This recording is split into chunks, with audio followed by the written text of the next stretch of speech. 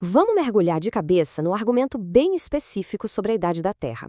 Um argumento que se baseia nos sedimentos oceânicos. A ideia toda gira em torno de uma premissa que, de cara, parece criar um verdadeiro paradoxo geológico. Então, o ponto central é esse aqui, é essa afirmação. Basicamente, a ideia é que, se a erosão está acontecendo o tempo todo, por que os oceanos já não estão lotados de sedimentos? Por que não transbordaram? É essa a questão que vamos desvendar, passo a passo. Essa conclusão de que a Terra seria jovem não surge do nada. Ela é construída sobre essa sequência de ideias como se fosse uma escada. Primeiro, que os continentes são cobertos de rocha sedimentar. Segundo, que a erosão leva tudo para o mar. Terceiro, que com o tempo, isso encheria os oceanos. E quarto, a conclusão. Já que eles não estão cheios, o tempo não pode ter sido tão longo assim. Agora precisamos ver se cada um desses degraus é realmente sólido. Certo, então vamos começar a nossa análise. Vamos olhar bem de perto a estrutura dessa conclusão sobre a idade da Terra. Ok, vamos ao primeiro ponto. A ideia de que 75% dos continentes são rochas sedimentares. Parece um número impactante, não é? Mas aqui está o detalhe crucial. Esse número se refere à cobertura, à superfície. É como a pintura de uma parede. Ele não diz nada sobre o volume total, sobre a parede inteira. E quando olhamos para o volume de verdade, a história é bem diferente. Trabalhos como os de John D. Winter e Raymond Seaver mostram isso claramente. As rochas sedimentares são, na verdade, uma camada bem fininha, uma casca. A maior parte esmagadora do volume da crosta continental é formada por rochas ígneas e metamórficas, que são a base de tudo. Então já vimos que o alicerce desse argumento tem problemas. Agora vamos fundo nesses erros. Vamos ver por que as premissas, uma a uma, não se sustentam do ponto de vista científico. Vamos para a segunda premissa, que é sobre a erosão. Se pegarmos a taxa de erosão atual e a projetarmos para o passado de forma linear, bem, montanhas como o Everest não deveriam mais existir, certo? Elas já deveriam ter sido completamente aplainadas.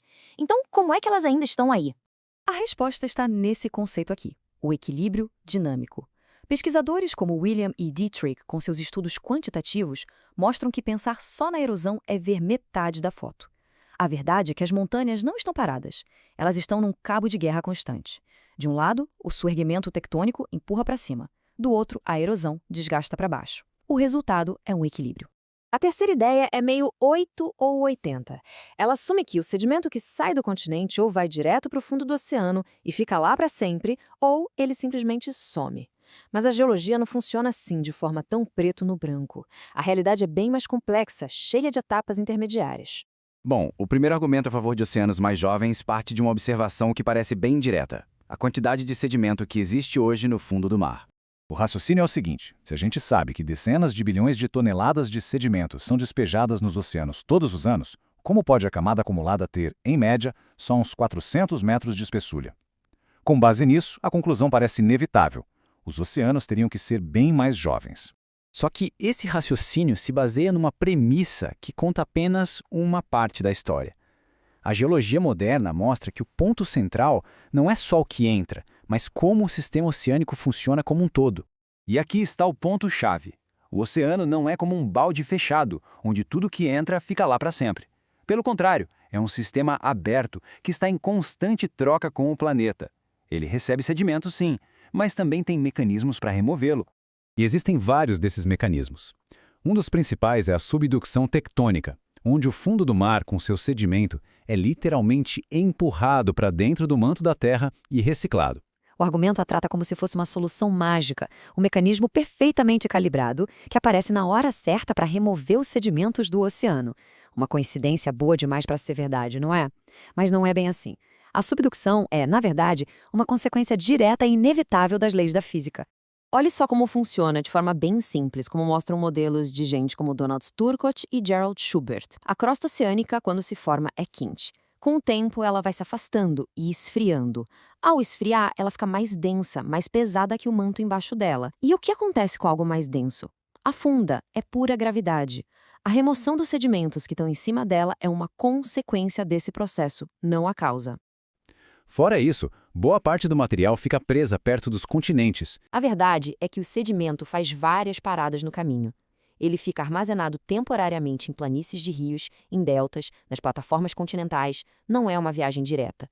Peter Sadler desenvolveu esse conceito de preservação seletiva. Isso significa que o que encontramos no registro geológico é só uma parte da história, não um filme contínuo de deposição. Muita coisa se perde ou fica guardada no meio do caminho. E o que chega nas partes mais fundas pode simplesmente se dissolver na água. E esse detalhe é fundamental. Existem regiões gigantescas no oceano profundo onde o sedimento feito de carbonato é destruído quimicamente na mesma velocidade em que ele chega. Não há acúmulo ao longo de milhões de anos nessas áreas. E por último, tem um cálculo que circula por aí dizendo que teríamos 300 metros de sedimento em poucos milhares de anos. Mas esse cálculo tem tantos problemas.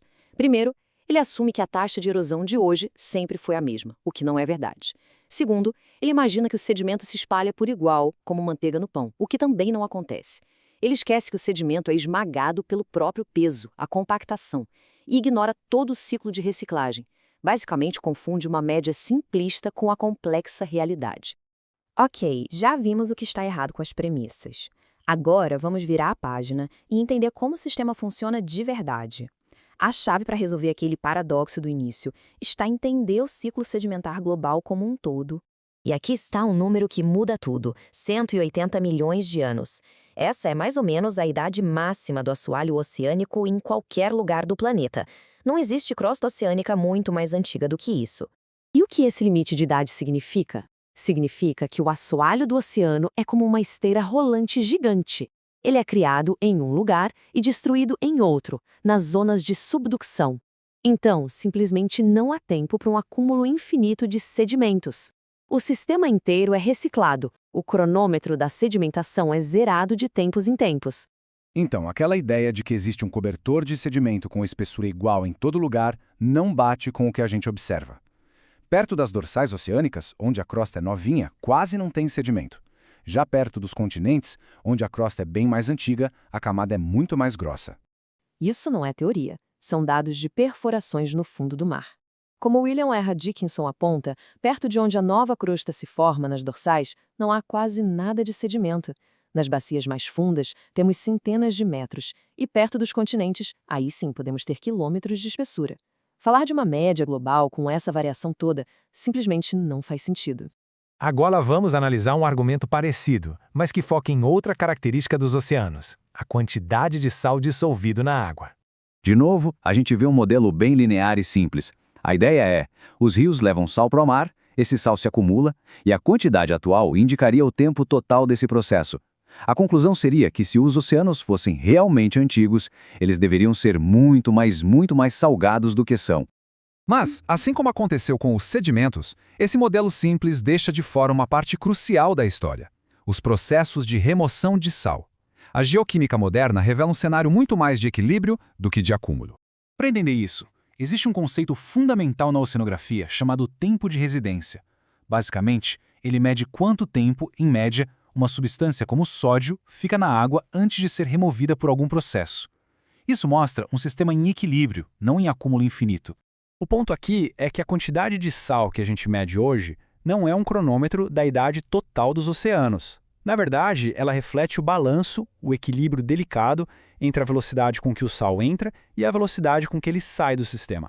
E existem vários ralos muito bem documentados que tiram o sal da água. A gente tem reações químicas nas fontes hidrotermais do fundo do mar, a formação de imensos depósitos de sal que ficam presos nas rochas e até a fixação de íons em partículas de argila.